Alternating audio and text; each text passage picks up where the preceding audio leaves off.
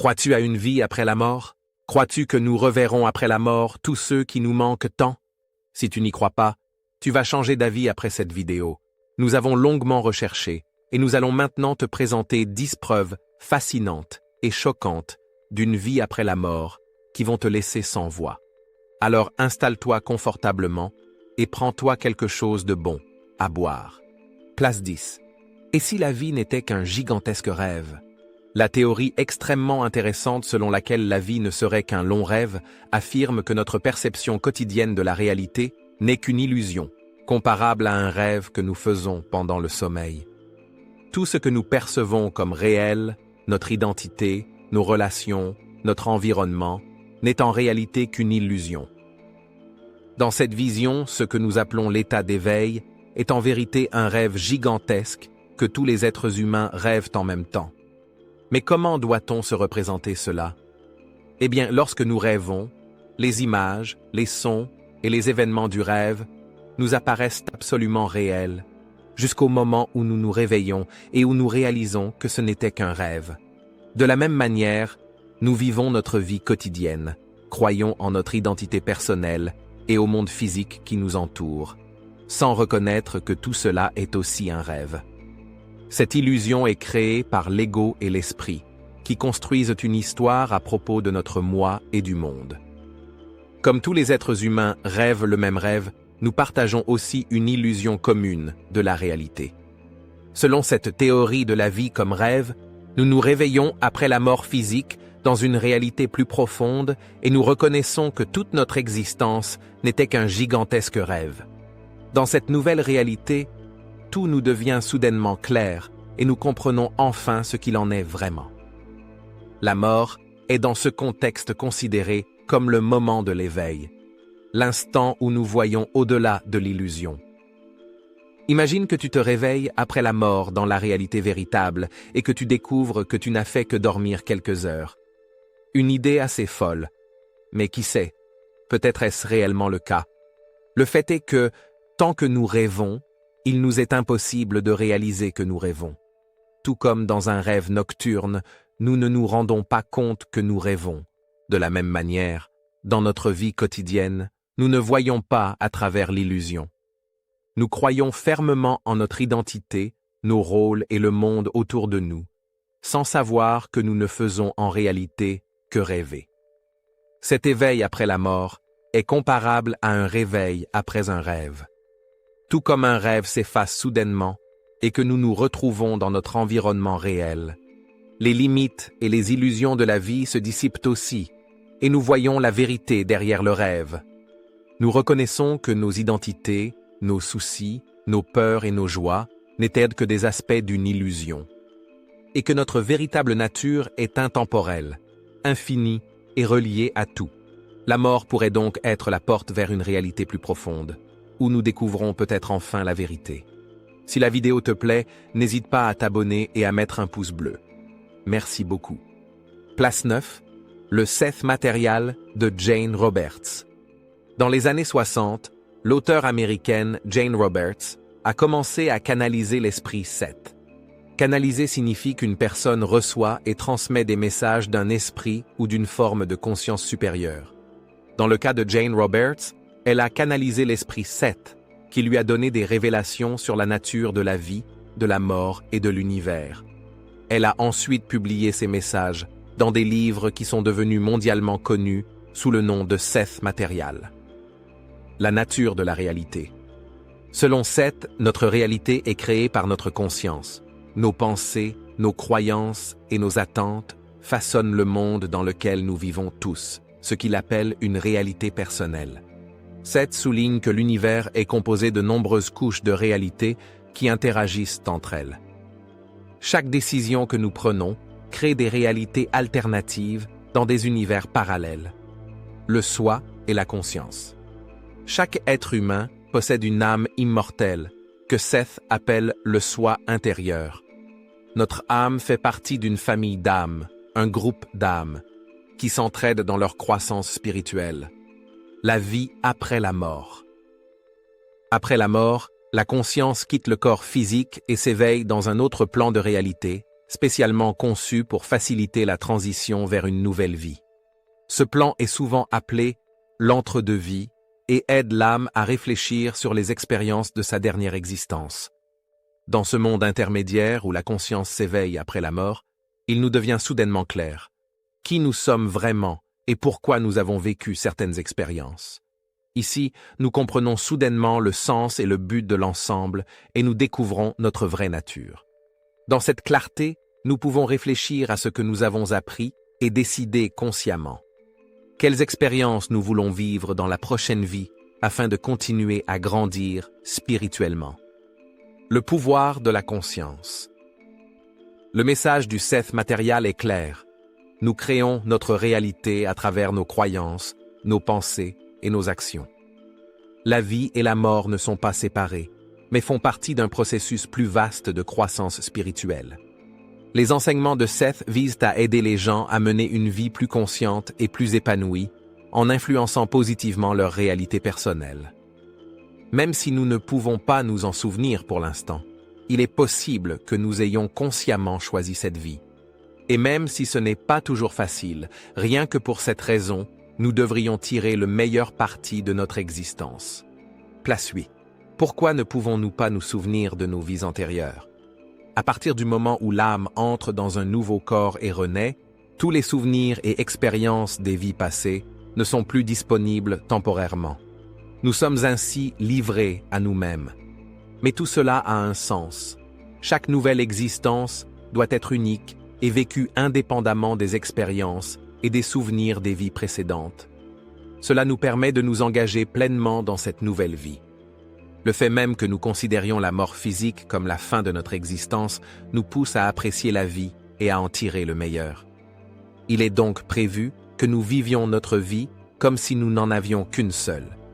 Soyons honnêtes, si nous savions que cette vie n'est qu'une parmi tant d'autres, l'apprécierions-nous et la vivrions-nous de la même manière? Car il ne s'agit pas d'emporter avec nous les expériences et souvenirs des vies passées dans la suivante, mais bien de vivre à chaque fois de nouvelles expériences indépendantes, sans aucun savoir préalable. Chaque vie doit être considérée comme un chapitre autonome et achevé d'un gigantesque livre. Mais il existe aussi de nombreux cas de personnes qui se souviennent de leurs vies antérieures. En particulier des enfants, qui, dès leur plus jeune âge, racontent des choses étonnantes sur leur vie passée, vérifiées en profondeur par des chercheurs et confirmées dans la plupart des cas comme étant vraies. Certains chercheurs en réincarnation estiment que les personnes qui se souviennent de leur vie passée sont revenues trop vite à la vie, sans avoir complètement intégré leur dernière existence. La plupart de ceux qui se souviennent sont morts dans des circonstances tragiques. Place 7. Emanuel Swedenborg et Heaven and Hell. Emanuel Swedenborg était un mystique, scientifique et théologien suédois du XVIIIe siècle qui affirmait avoir eu accès au monde spirituel. Dans son ouvrage Heaven and Hell, Ciel et Enfer, il décrit en détail ses visions de l'au-delà, en particulier les niveaux célestes et infernaux. Swedenborg explique que le ciel et l'enfer ne sont pas des lieux physiques, mais des états de l'esprit correspondant à la nature intérieure des âmes. Le ciel est un lieu où règne l'amour, la sagesse et la compassion. Les âmes qui ont cultivé ces vertus durant leur vie s'élèvent après la mort vers des sphères célestes. L'enfer est un lieu dominé par la haine, l'égoïsme et l'ignorance. Les âmes marquées par ces traits négatifs trouvent après la mort leur demeure dans les sphères infernales. Swedenborg décrit que des anges accueillent les âmes après la mort et les accompagnent dans leur passage vers le monde spirituel. Ces anges sont des âmes qui ont vécu dans l'amour et la sagesse et qui deviennent maintenant des guides pour d'autres âmes. Dans les sphères infernales, il existe aussi des guides, mais eux-mêmes sont dominés par l'égoïsme et la cupidité. Ils nourrissent et renforcent les penchants négatifs des âmes en enfer. Après la mort, les âmes passent par une transition vers le monde spirituel, qui, selon Swedenborg, se compose de plusieurs phases. La conscience s'éveille d'abord dans un monde intermédiaire, une sorte de zone de transition. C'est là qu'elle commence à se détacher du monde physique et à reconnaître sa nouvelle réalité. l'âme entre ensuite dans une phase d'examen intérieur, où elle est confrontée aux conséquences de ses pensées et de ses actes passés. Selon les vertus ou les vices cultivés durant son existence, elle sera conduite vers des sphères célestes ou infernales. L'œuvre de Swedenborg nous invite à réfléchir à nos actions et à leurs conséquences. Car selon Swedenborg, c'est à nous-mêmes de décider quel chemin nous emprunterons après la mort. Place 6. Michael Newton et l'hypnose régressive de l'entre-deux-vies. Le thérapeute américain spécialisé en hypnose, le docteur Michael Newton, a mené des milliers de séances d'hypnose, au cours desquelles des personnes ont eu accès à leurs souvenirs de l'entre-deux-vies, c'est-à-dire le temps entre leurs incarnations. Ces recherches et observations ont été regroupées dans plusieurs livres. D'après les découvertes de Newton, les êtres humains retournent après chaque vie dans leur groupe d'âmes. Ces groupes sont composés d'âmes qui avaient déjà été liées dans des vies passées. Les membres d'un même groupe d'âmes s'incarnent souvent ensemble et jouent différents rôles dans la vie des autres, afin de s'entraider dans leur croissance spirituelle. Dans ces groupes règne une profonde connexion et un amour inconditionnel. Chaque âme est accompagnée par un ou plusieurs guides spirituels qui agissent comme mentors ou enseignants. Ces guides aident les âmes à analyser leur vie passée et les conseillent dans le choix de leur prochaine incarnation. Ils aident les âmes à comprendre et assimiler les leçons tirées de leurs expériences précédentes. Avant de s'incarner dans une nouvelle vie, les âmes prennent des décisions concernant les circonstances dans lesquelles elles veulent renaître. Cette planification se fait en étroite concertation avec les guides spirituels et les membres du groupe d'âmes. Elles choisissent la famille et l'environnement dans lesquels elles vont naître. Les âmes sélectionnent des défis et des leçons spécifiques qu'elles souhaitent expérimenter dans leur prochaine vie afin de continuer à évoluer. Les membres d'un groupe d'âmes choisissent les rôles qu'ils joueront dans la vie des autres, par exemple en tant que parents, frères et sœurs ou amis. Lors des séances d'hypnose, beaucoup de personnes ont décrit une sorte de foyer spirituel qu'elles retrouvent après leur mort. Là, elles se reposent de la vie physique, réfléchissent à leurs incarnations passées et se préparent à la prochaine existence. Ce foyer spirituel est un lieu de paix et de guérison, où les âmes existent dans leur véritable nature, libérées des limites du corps physique.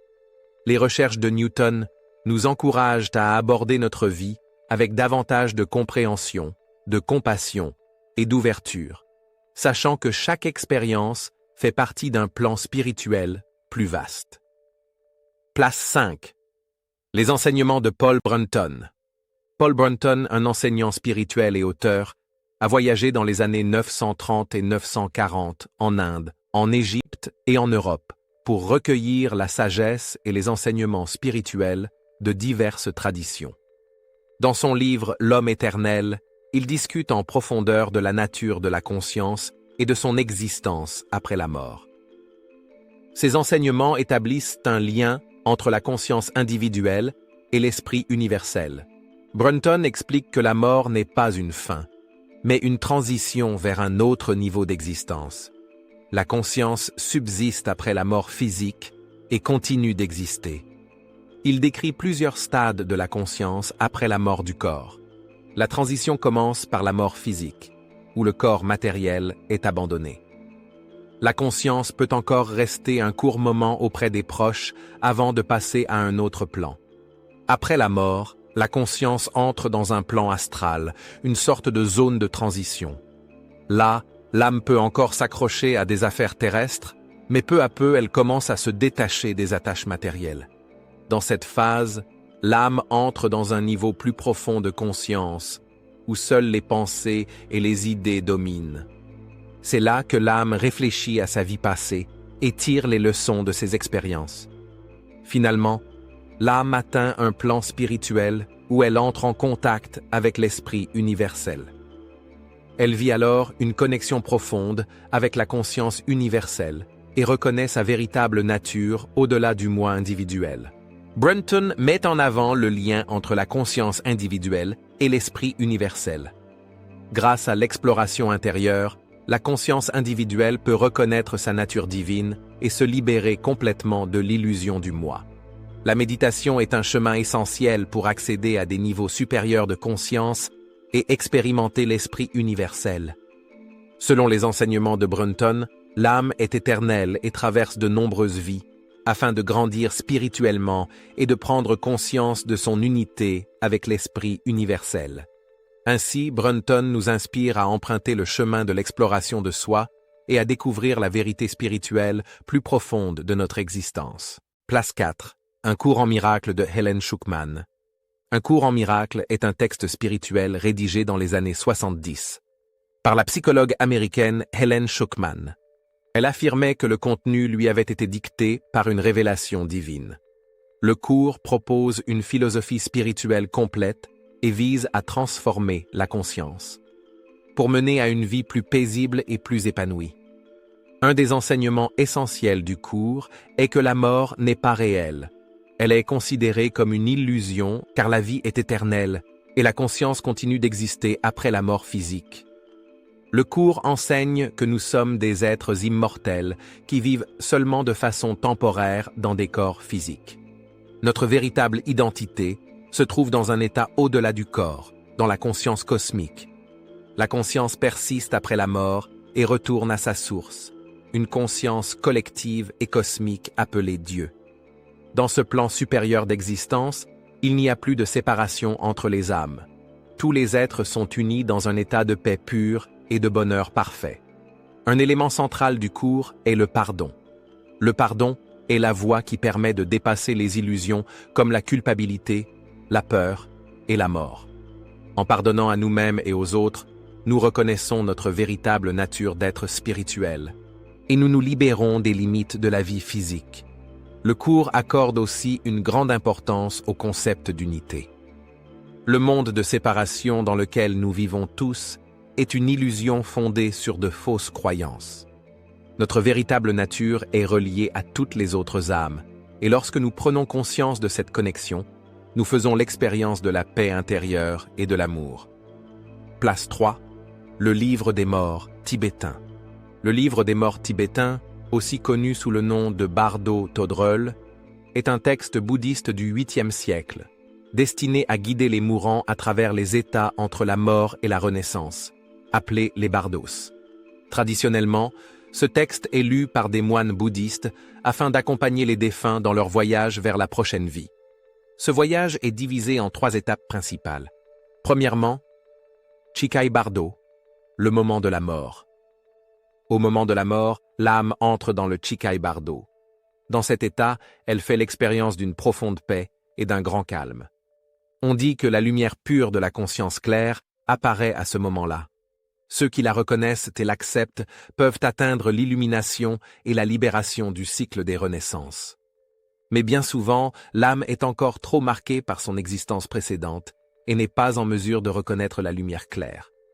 Deuxièmement, Shunyid Bardo, la rencontre avec des êtres de lumière et le karma. Dans ce bardo, l'âme rencontre différentes divinités de lumière, à la fois paisibles et courroucées, qui sont considérées comme des manifestations de son propre esprit et de son karma. Les divinités paisibles symbolisent la compassion et la sagesse, tandis que les divinités courroucées reflètent les émotions négatives et les conséquences karmiques.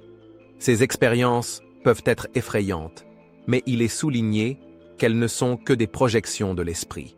Celui qui reconnaît ces apparitions comme faisant partie de sa propre conscience peut se libérer de ses peurs et atteindre l'illumination. Troisièmement, Sidpa Bardo, la recherche d'une nouvelle naissance. Si l'âme n'a pas atteint la libération dans le Shunyid Bardo, elle entre alors dans le Sidpa Bardo, qui correspond à la préparation à la réincarnation. Ici, l'âme recherche instinctivement un nouveau corps. Les inclinations karmiques de l'âme déterminent dans quel environnement et sous quelles circonstances elle renaîtra. Le choix de la nouvelle existence est influencé par les actions et pensées de la vie précédente. Le livre des morts tibétain est un guide unique pour le voyage de l'âme après la mort. Il nous enseigne que la mort n'est pas une fin, mais simplement une transition vers un nouvel état, où la conscience et la compréhension sont les clés de la libération. Place 2. Il n'existe qu'une seule conscience. La théorie de l'unique conscience affirme qu'il n'existe qu'une seule conscience universelle, qui habite simultanément tous les êtres et toutes les choses, et qui fait l'expérience de la réalité à travers eux. Cette conscience est parfois appelée la conscience universelle, ou l'un. Elle n'est pas liée à l'espace ni au temps et pénètre tout ce qui existe. Bien que nous, en tant qu'êtres humains, croyons posséder une conscience séparée, nous ne sommes en réalité que des manifestations différentes de cette conscience unique. Le sentiment d'identité individuelle, ce moi séparé, naît de l'esprit, qui croit être indépendant du reste du monde. Mais en vérité, tous les êtres ne font qu'un et ne se distinguent que par leur apparence extérieure. Ainsi, l'unique conscience expérimente le monde simultanément à travers des milliards de perspectives. Si l'unique conscience existe à travers tous les êtres vivants et que ces êtres sont simplement des formes différentes de la même manifestation, alors la mort physique n'est pas une extinction de la conscience elle-même. La conscience demeure après la mort d'un corps physique et continue de faire l'expérience du monde à travers d'autres êtres et d'autres formes. Elle ne vit pas la mort comme une perte, mais comme une transition d'une forme à une autre. La révélation fascinante que tous les êtres sont habités par la même conscience conduit à un sentiment profond d'unité. Si tous les êtres vivants sont traversés par la même conscience, cela signifie que le mal que nous infligeons aux autres, en vérité, nous l'infligeons à nous-mêmes. Savoir que nous ne sommes pas seulement un moi individuel, mais une expression de l'unique conscience, peut réduire la peur et la souffrance, et nous inspirer à mener une vie plus compatissante et plus éthique. Place 1. Les 7 lois hermétiques. Le Kybalion est une œuvre ésotérique publiée pour la première fois en 1908 par 3 auteurs anonymes sous le pseudonyme Les Trois Initiés. Il expose les 7 principes hermétiques, qui constituent le cœur de la philosophie hermétique et qui remontent aux anciens enseignements du légendaire Hermès Trismégiste. Ces principes transmettent une compréhension plus profonde du lien entre la vie, la mort et l'esprit universel. Premièrement, le principe du mentalisme. Le tout est esprit, l'univers est mental. Cette loi affirme que l'ensemble du cosmos existe dans l'esprit de l'esprit universel, appelé aussi le tout. Tout ce que nous percevons est une projection mentale de cet esprit. Notre propre réalité est également façonnée par nos pensées et nos croyances. Deuxièmement, le principe de correspondance. Ce qui est en haut est comme ce qui est en bas. Ce qui est en bas est comme ce qui est en haut. Ce principe exprime la similitude entre les différents niveaux d'existence. Les lois qui régissent le plan physique s'appliquent aussi aux plans spirituels et mentaux. Troisièmement, le principe de vibration. Rien ne repose, tout bouge, tout vibre. Tout dans l'univers est en mouvement constant, des plus petites particules aux plus grands corps célestes. Nos pensées et nos émotions vibrent elles aussi à différentes fréquences. Les pensées positives ont une vibration plus élevée, les négatives une plus basse. Quatrièmement, le principe de polarité. Tout est double, tout a 2 pôles, tout a sa paire d'opposés. Des opposés comme chaud et froid, lumière et obscurité, amour et haine ne sont que des degrés différents d'une même réalité. Cinquièmement, le principe du rythme. Tout s'écoule, entre et sort, tout a ses marées. La vie est marquée par des cycles naturels. Le principe du rythme montre qu'il existe des hauts et des bas, des avancées et des reculs en toutes choses. Cela se manifeste dans la nature par les saisons ou les marées, mais aussi dans nos propres émotions et expériences. Sixièmement, le principe de cause et d'effet. Toute cause a son effet, tout effet a sa cause. Ce principe affirme que rien n'arrive par hasard. Chaque action, chaque pensée et chaque événement a une cause et entraîne un effet correspondant. Nous avons le pouvoir d'influencer notre réalité à travers nos choix conscients. Septièmement, le principe de genre.